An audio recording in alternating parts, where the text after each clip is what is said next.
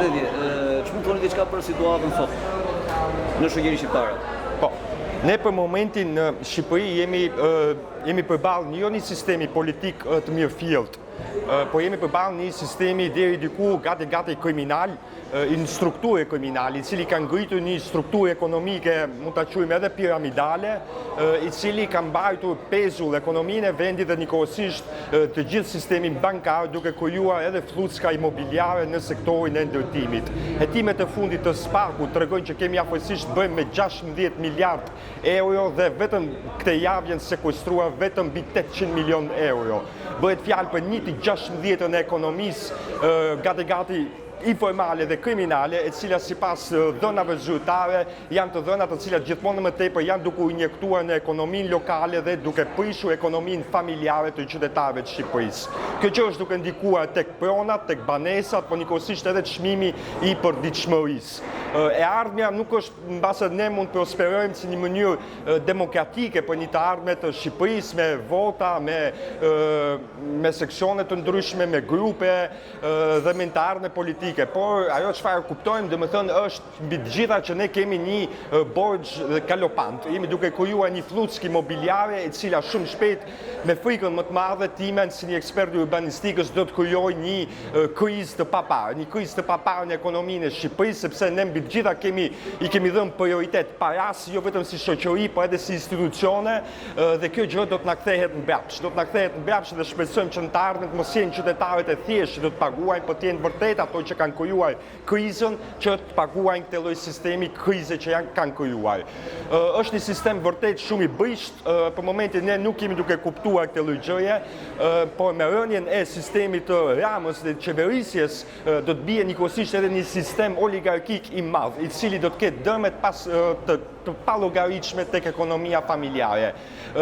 Shpresoj sa më shpejt që të merret kjo lloj koscience dhe të kuptohet dhe kushdo që është në nivelin politik bërës të partive të reja njëkohësisht edhe lëvizjes bashkë të reagojë duke kuptuar dhe duke vepruar në rëndësinë teknike dhe profesionale, jo vetëm politike, por mbi të gjitha dhe profesionale për të dhënë një përgjigje qytetarëve të Shqipërisë sa më parë. Atëherë, flasim për protestat. Cila është një zgjidhje formale që mendoni ju?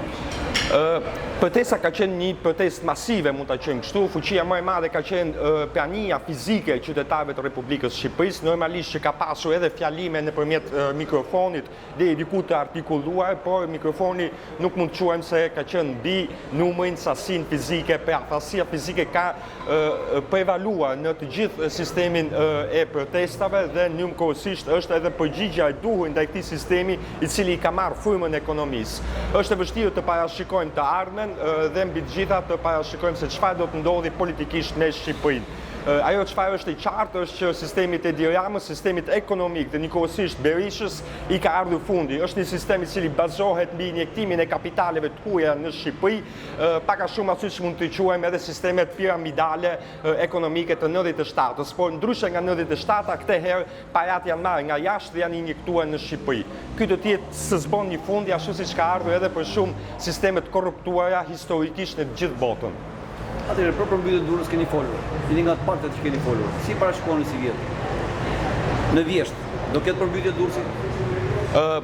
Për momentin Bashkia Durrës ka marrë një seri masash që kanë bënë me hapjen e mureve dhe njëkohësisht me të gjitha barrierat e vogla të cilat deri diku mbanin këto argjinatura të sistemit kanalit dhe drenazhimit të qytetit Durrësit.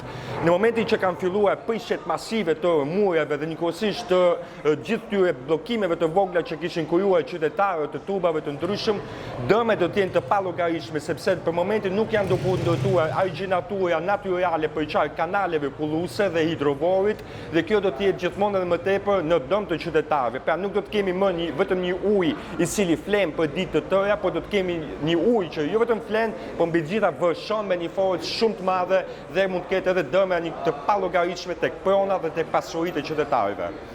Kemi një mesazh për shqiptarët. Mesazh për shqiptarët.